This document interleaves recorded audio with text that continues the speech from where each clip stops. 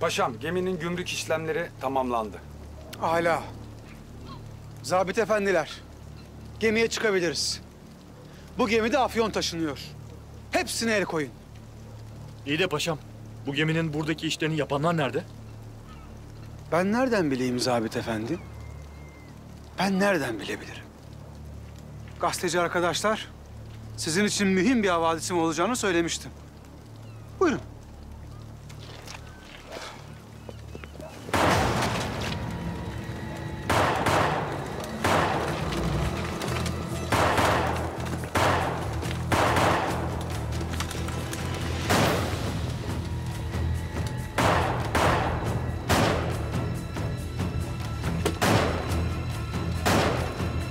Aferin aslanlar!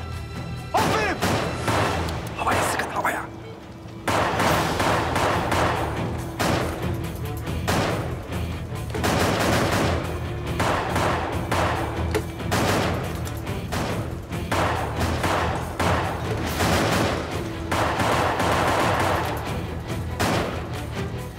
Sıkın aslanlarım, sıkın!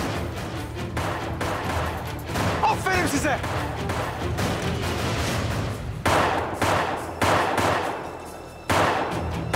Yallah, yallah.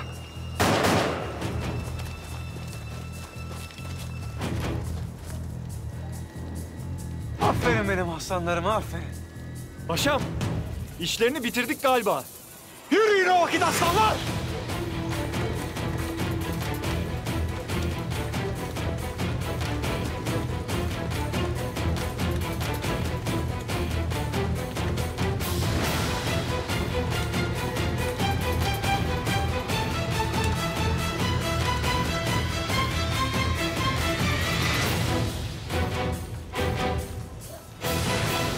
Paşam ölmüşler. Maşallah benim zaptiyelerime. Karanlığa ateş eder, gene de kalamaz. Paşam, kim onlar? Kim olacak? Geminin sahipleri.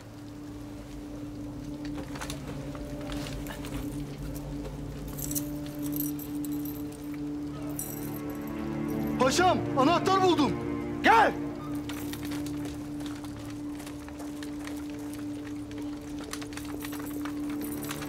Aferin benim aslanıma. En çok sen indirdin. Aferin. Sağ olun paşam.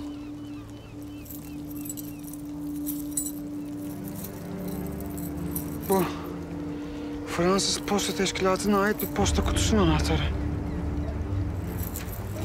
Hepsini inceleyin. Kimden ne şekilde emir alıyorlarmış öğrenin. Emredersiniz paşam. Evet gazeteci arkadaşlar. Siz de her şeyi tamam gördünüz. Eksiksiz yazın lütfen. Hepsini arayın. Arayın.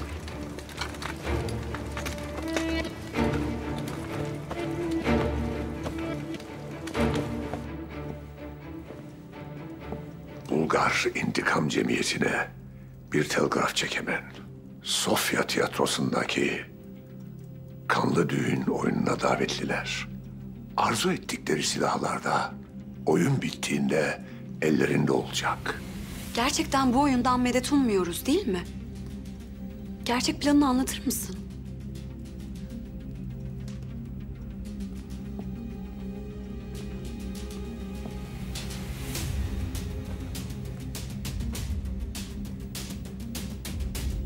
Kanlı düğün, Türklerin Bulgarlara yaptığı zulmü, Abdülhamid'in zalimliklerini anlatıyor. Bu oyunu izleyen hiçbir Bulgar Müslüman öldürmeden asla evine gitmeyecek. Eğer bu kadar inanıyorsan bu oyuna, bu işi sadece halka bırakmamalısın. Küçük müdahalelerimiz olacak tabii. 2000 kişilik Büyük Sofya Tiyatrosu'nda 500 kişi halka zulümlere son vermelerini fısıldayacak. Halk isyana teşvik edilecek. Osmanlı garnizonuna yürüyecekler. Payitahta kan kazanları kaynayacak.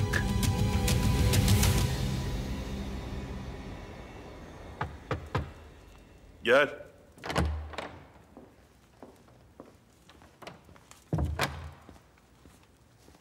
Hünkârım, müjdeli haber. Adliye nazırı geldi. Limanda afyon dolu gemi yakalanmış. Peki ya işi tertip edenler?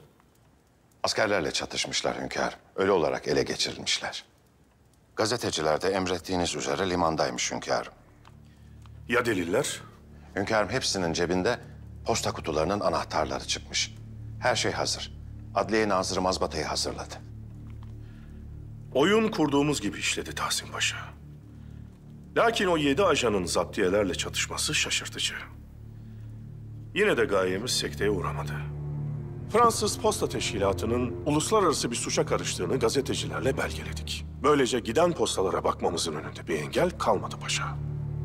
Derhal Fransız Posta Teşkilatı'na baskın verin.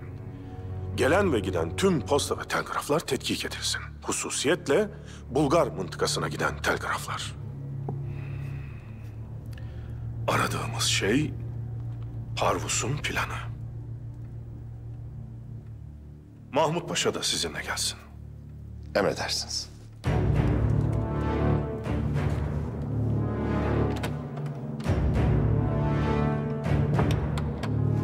Ne yapacağız Murat Efendi?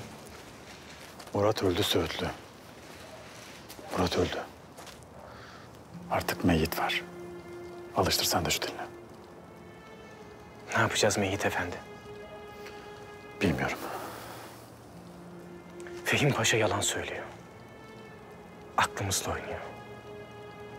Öldürdüğü adamları tekrardan çatışmaya soktu. Gidip hünkârımıza söyleyeceğim. Bak Söğütlü. Bu adam yıllardır hafiyelik yapıyor. İsmini bilirdik, kendini görmezdik. Bu usule devam ederse o zaman düşünürüz. Şimdi vakit kaybetmeyelim. İşimize bakalım hadi.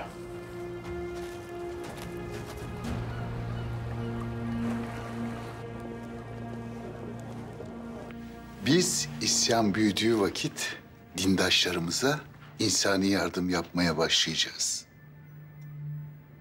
Paypavrus, bu isyan ne kadar ileri gidebilir? Sonuçları nereye varır? En az Fransız ihtilali kadar büyümesini istiyorum. İhtilaldeki gibi binlerce kişi ölecek. Bir de bizde giyotinden daha fazlası var. Öyle değil mi? Tiyatrodan çıkan halk Osmanlı garnizonuna doğru yürütülecek. Her adımda Abdülhamit ve Türkler aleyhinde sloganlar atacaklar. Her çatışma, kavga, kan bizim hanemize kârdır. Peki ya oraya kadar gitmelerine izin vermezlerse? Osmanlı askerleri onları yolda öldürürlerse daha iyi. İsyan kendiliğinden daha da büyür.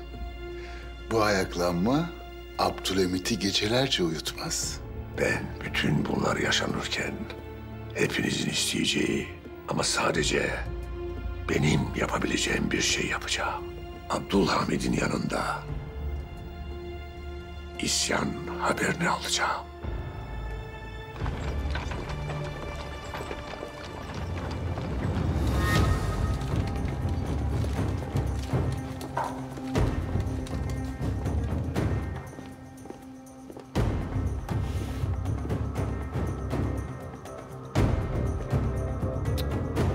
İndirin elinizi Allah sen indirin. Buraya soygun yapmaya gelmedik. Siz de indirin evladım silahlarınızı, indirin. Devletimiz için suç teşkil edecek bazı belgelerin telgraf şirketiniz üzerinden gönderildiğini tespit ettik.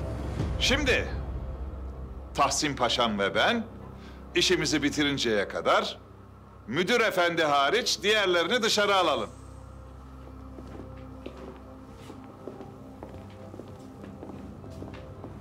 Tahsin Paşam, siz de işe başlayınız. Olur paşam, olur. Paşam, size de bir kahve söyleyelim mi? Arzu eder misiniz? Ne münasebet. Vazife beklemez Tahsin Paşam. Biz de çalışacağız elbette ki. Cık, rica ederim.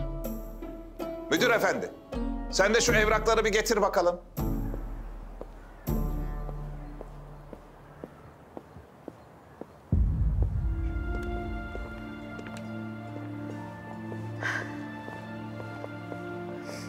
Kemalettin?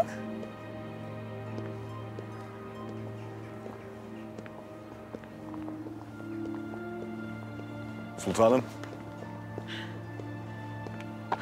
Sana çok güzel bir müjdem var. Neymiş o sultanım? Merak ettim doğrusu. Sizi de bayağı heyecanlandırmış. Hem de çok. Eminim duyunca sen de çok heyecanlanacaksın. Evlendikten sonra oturacağımız köşk evimiz belli oldu.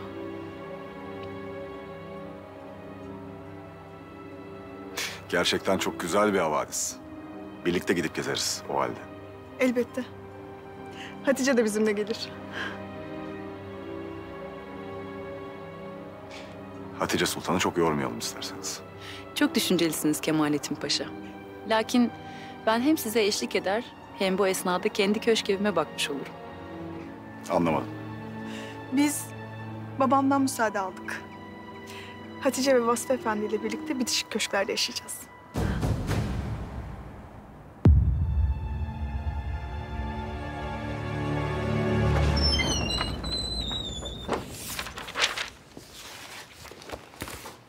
Siz gidebilirsiniz. Getir evladım, getir şuraya bırak.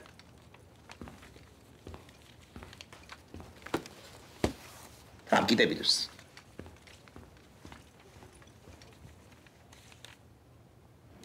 Bu işi de benim halletmem lazım.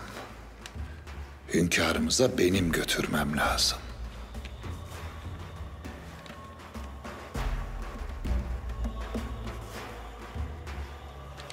Bu Tahsin Paşa kesin bir şey buldu. Kesin. Tahsin Paşam, çok önemli bir belge buldum. Bir bakabilir misiniz? Tahsin Paşam, Tahsin Paşam. Allah sen. Buyurun paşam. Zannımca çok önemli bir vesika görmüş olabilirim. Bir de siz baksanız.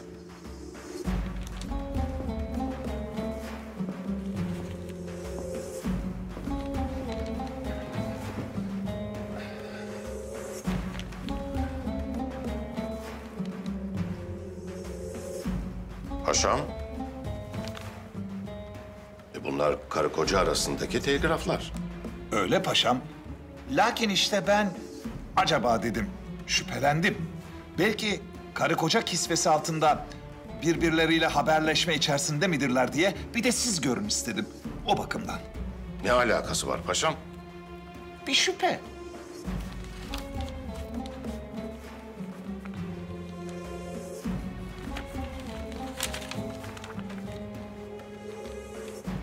Buldum! Buldum Tahsin Paşam! Ah! İşte! Buldum Tahsin Paşam, buldum! Buldum! Yemin ederim buldum Tahsin Paşam! Aha! Aha!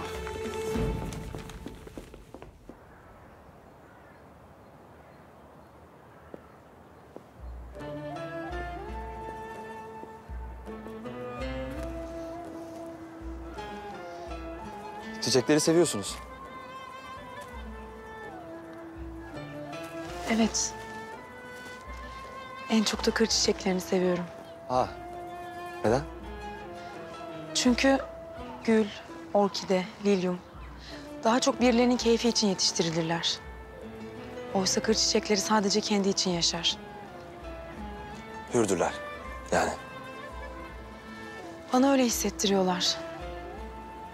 Ülkemdeyken sık sık kırlara çıkar saatlerce çiçekleri seyrederdim. Bence siz bir gül kadar zarif ve bir kır çiçeği kadar hürriyetinize düşkünsünüz. Size zor geliyor olmalı. Evet. Lakin şu an için burada olmak ablam için de benim için de tek seçenek. Yanılıyorsunuz. Başka seçenekleriniz de var. Dilerseniz payitahttaki tüm kır çiçeklerini ziyaret edebiliriz birlikte. Sonra başka bir memlekete, herhangi bir yere. Belki sizin oralara, Kafkas dağlarına gideriz. Ben sizin desteği izdivacınıza talibim. Pakize Hanım. Ve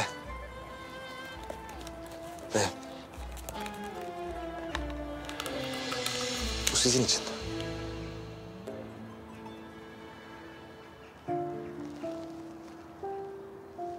Roş.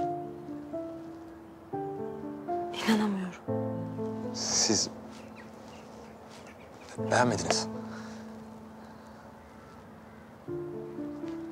Sadece birkaç gün önce ablam bunu kuyumcuya verdiğinde çok üzülmüştüm. Şimdi burada, benim elimde.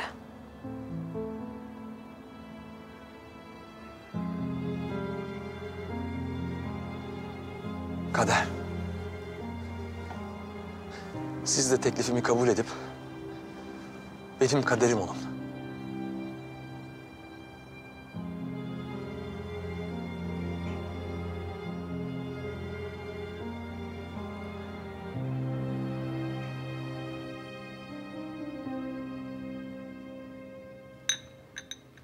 Sizi buraya mühim bir meseleyi konuşmak için çağırdım.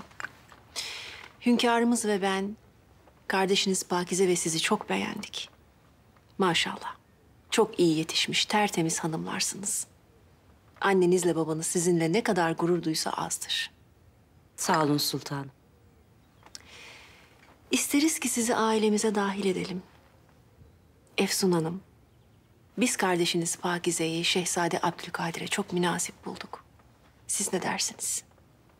Bu büyük bir onur sultanım. Elbette ki herhangi bir cevap vermeden evvel Pakize'nin de rızasını almak gerekir. Lüzum yok sultanım. Ben Pakize'nin vereceği cevabı biliyorum. Şehzadeniz Abdülkadir'in zevcesi olmayı mutlaka kabul edecektir. Evet diyecektir.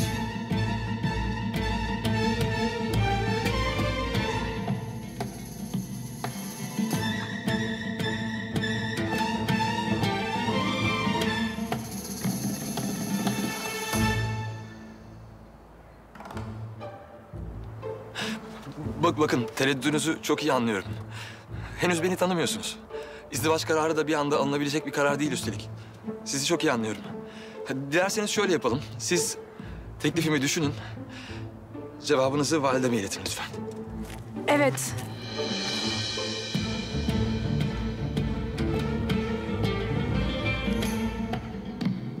Teklifinizi kabul ediyorum.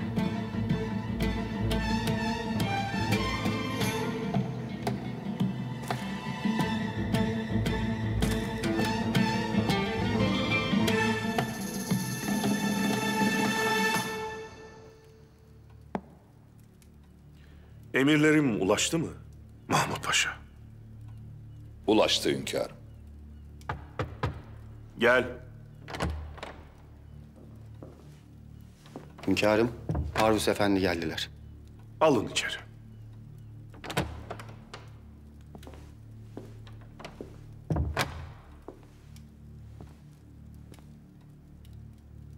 Gelin. Gelin.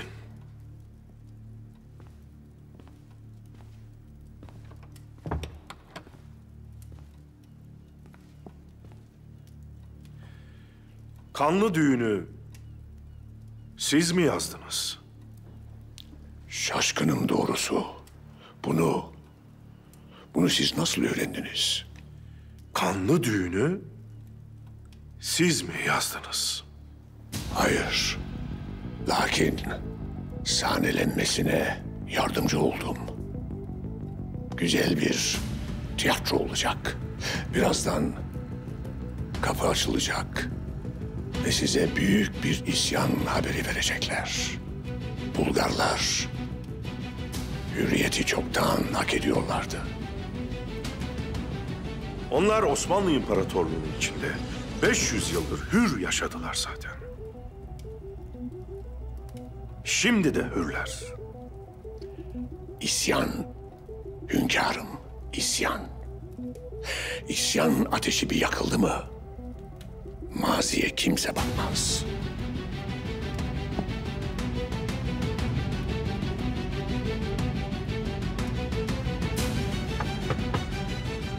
Gel.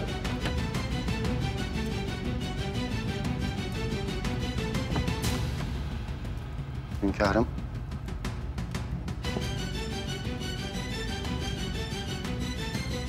Tamam evladım. Hünkârım. Emriniz üzere Kanlı Düğün isimli temsilin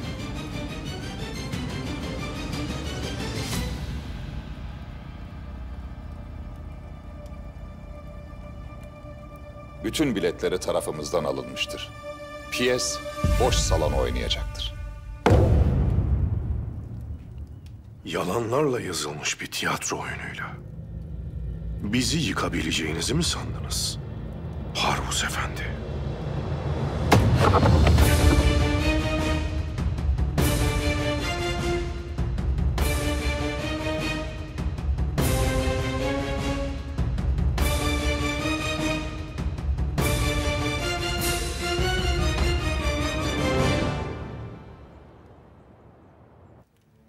İçlerinde muhbir olmayan bir çeteyle tertip etmiştim bütün işi. Hepsi seçilmişti. Her şey ayarlanmıştı. Kanlı düğün piyesi Osmanlı ile Bulgarların boşanma merasimine dönecekti. Hayal kırıklığı içinde kahrediyorsunuz. Bizim uyuyacağımızı mı sandınız?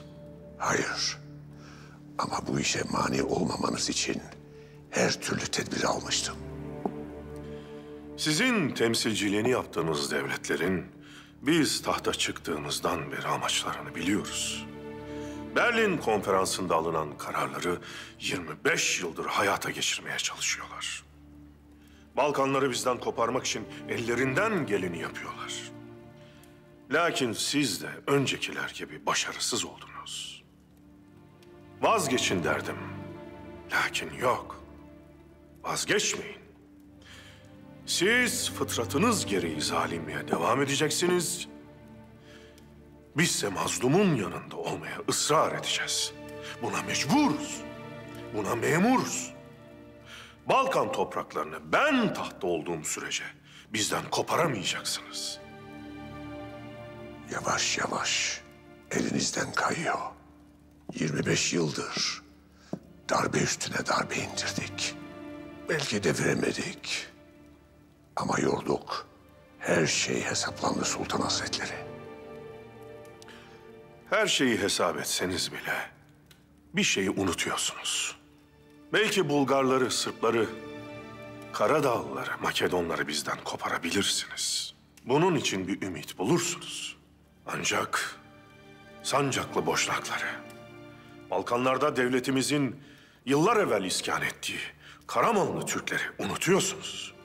Orada öyle milletler yaşıyor ki onlar kalplerini Osmanlı'ya teslim etmişler.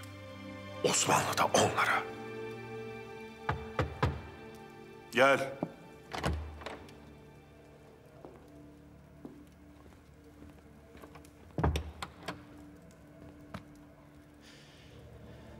Hünkârım, mühim bir hadise var.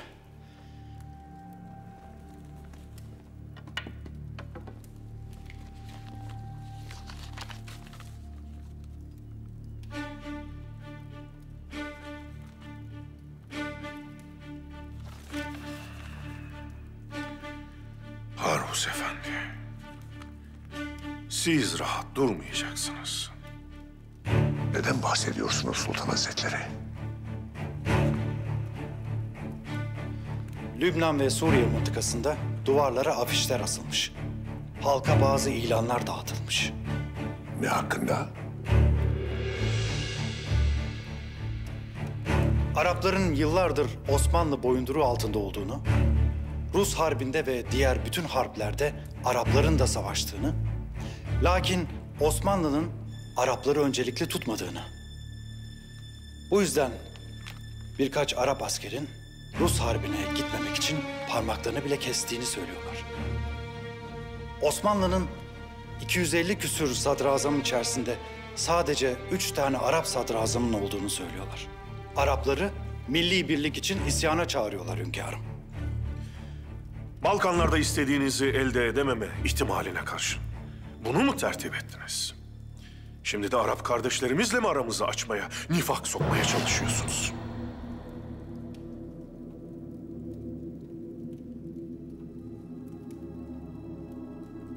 Haberiniz yok. Global monarşinin vezirinin haberinin olmadığı bir tertip. Siz Balkanları karıştırırken birileri de arkanızdan iş çeviriyor. Öyle mi? Hünkâr Hazretleri. Anlaşılan gücünüzü yitirmişsiniz. Parvus Efendi. Size yol verenler yolda kalırsınız diye tertibini yapmış. Müsaadenizle Hünkâr Hazretleri.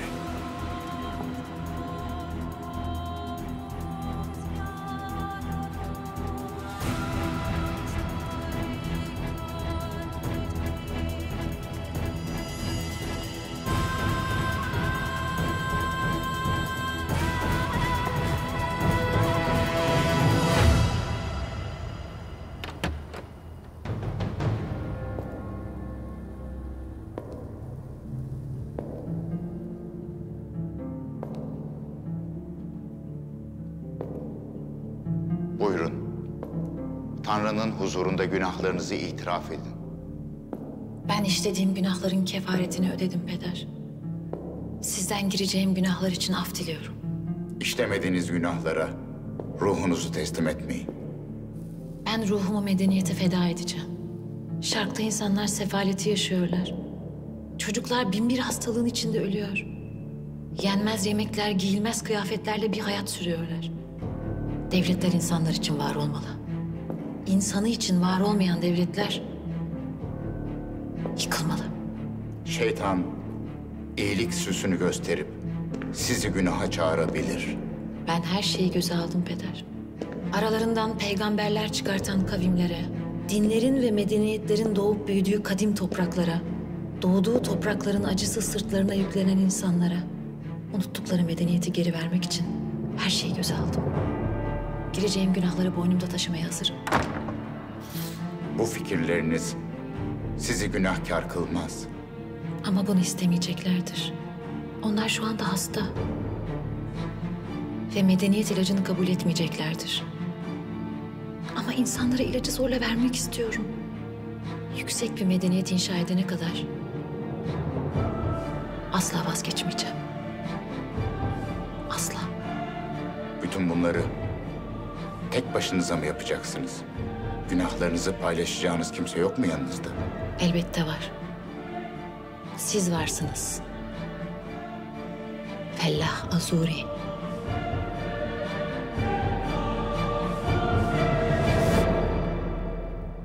Hünkârım, Fransız Posta Teşkilatı'nda yaptığımız tahkikat sonucunda gördük ki sadece Bulgar topraklarına emirler gönderilmemiş. Tahmin edeyim paşa.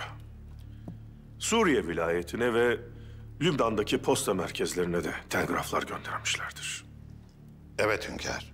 Cebeli Lübnan'a, Şam sancağına, Hama sancağına, Humus'a, Trablus-Şam eyaletine posta ve telgraflar gitmiş. Emirlerde neler yazıyor? Bağışlayın hünkârım.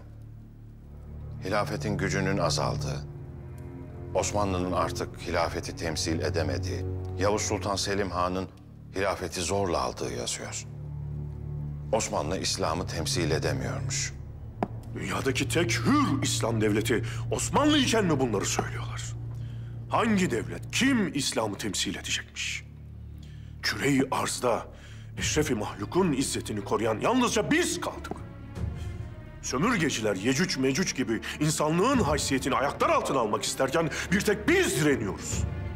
Biz Memlüklerden hilafeti almadan evvel Portekizliler Safevi ile işbirliği yapıp neredeyse mukaddes toprakları ele geçireceklerdi. Osmanlı hilafeti almadan evvel de İslam milletinin lideriydi. İlahi kelimetullah için küffara kılıç sallayan kimdi? Şimdi de Osmanlı'dan başka küffarın karşısına dikilen kim var paşa?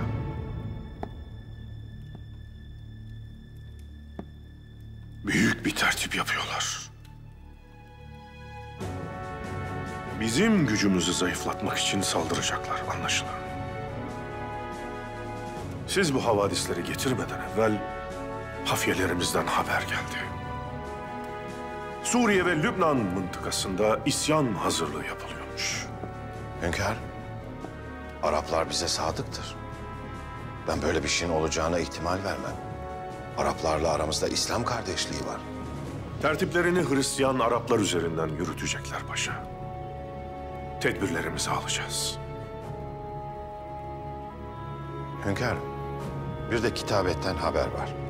Gertrud Bell Ziyaret için vasıl olmuşlar. Gelsin. Suriye'de neler oluyor?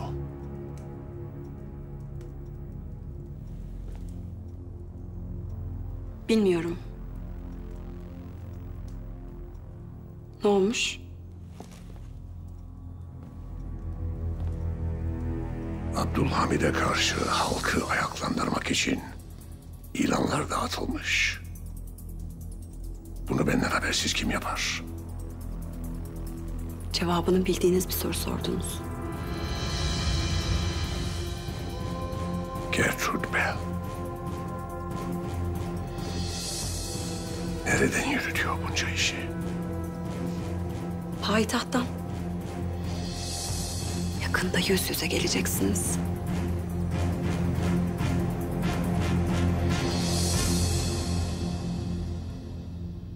Hünkârım.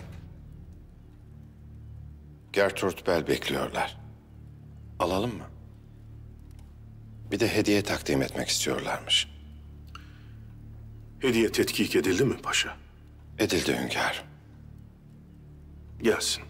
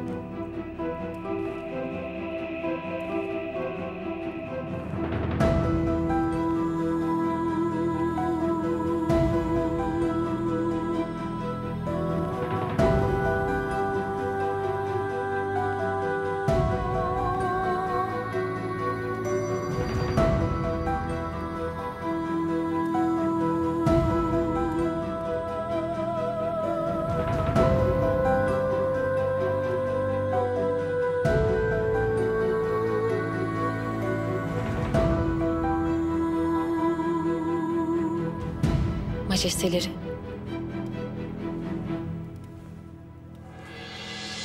Ben Gertrude Bell.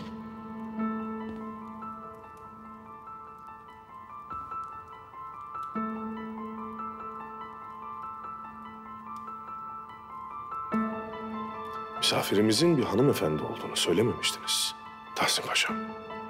Ben de bilmiyordum hünkârım.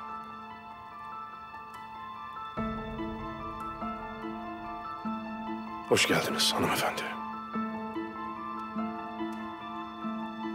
Size bir hediye getirdim kabul ederseniz. Aslında zaten size ait. Cerablus mıntıkasında toprağın altından çıkartıldı. Belli ki bir hükümdar kılıcı. Sanırım 2500 yıllık bir tarihi var. Çok iyi saklanmış. Sizin topraklarınızdan çıktı. Sizindir.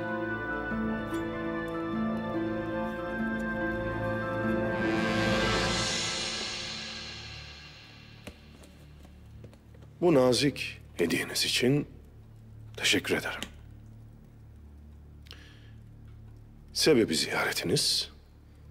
Ben tarih okudum. Eski medeniyetleri araştırdım. Arkeoloğum.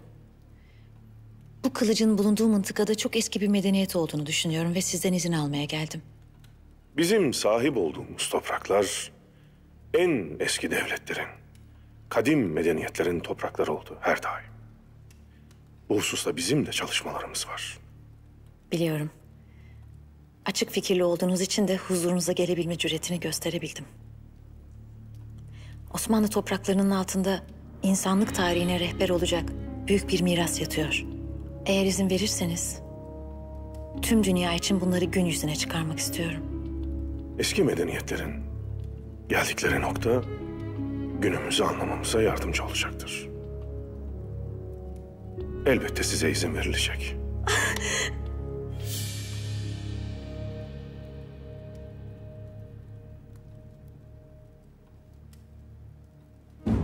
Pardon.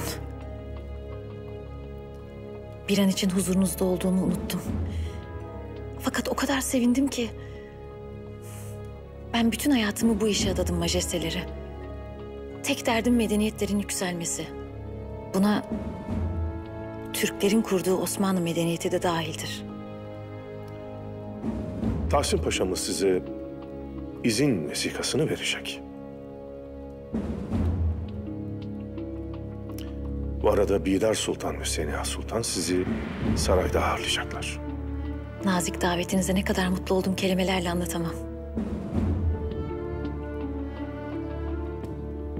Dinlerin ve medeniyetlerin doğup büyüdüğü kadim topraklara, doğduğu toprakların acısı sırtlarına yüklenen insanlara unuttukları medeniyeti geri vermek için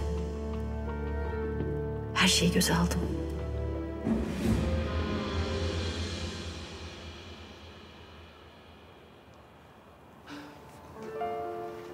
Size çok yakışacak. Teşekkür ederim.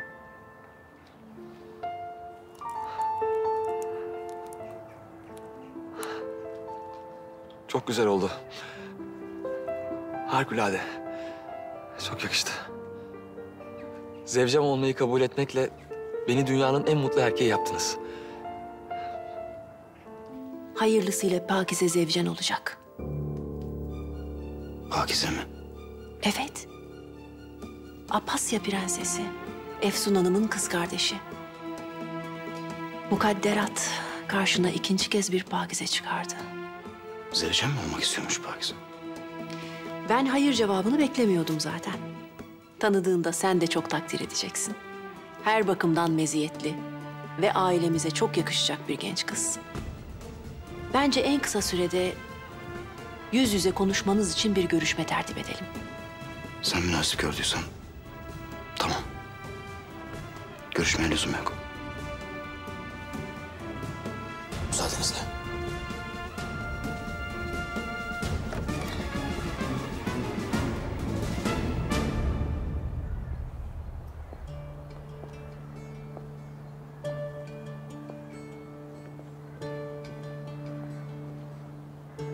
Şehzadem.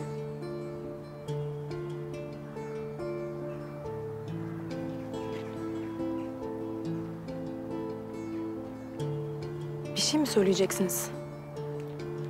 Bir şey söylemene lüzum var mı? Bizim odamızda bütün toplantılar yapılmış. Kararlar verilmiş. İyi günler.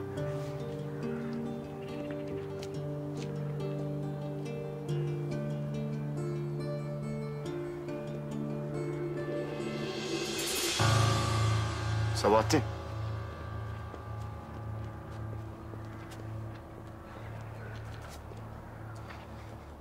Konuşmaya mı geldin?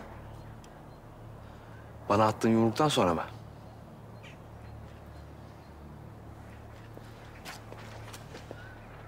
Bundan sonra seninle konuşacak hiçbir şeyim yok. Abdülkadir.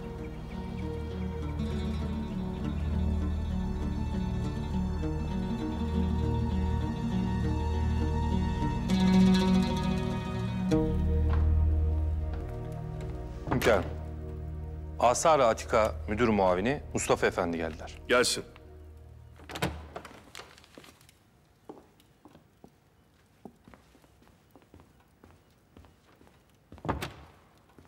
Hünkârım. Hoş geldiniz Mustafa Efendi. Safalar bulduk hünkârım. Müze işleri nasıl gidiyor? Hünkârım, İstanbul Arkeoloji Müzesi'nin ilk kısmını açtık. İkinci kısmın ise inşaatı devam ediyor. Sayenizde. Dünyanın en iyi müzelerinden biri olacak inşallah. Çalışıyoruz hünkârım.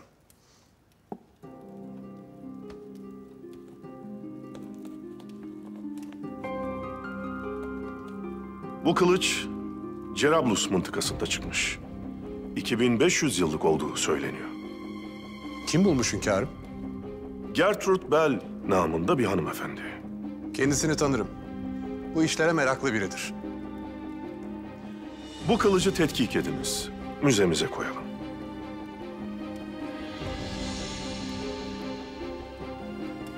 Çok eski bir kılıç. Eğer o mıntıkadan böyle eserler çıkıyorsa başka eserler de vardır hünkârım. Bel Hanım'a kazı çalışmaları için izin verdik. Sizin de gözünüz üzerlerinde olsun. Eserlerimizi dışarıya kaçıranlar malumunuz. Kazı esnasında memurlarımız vaziyet etsinler işe. Emredersiniz hünkârım.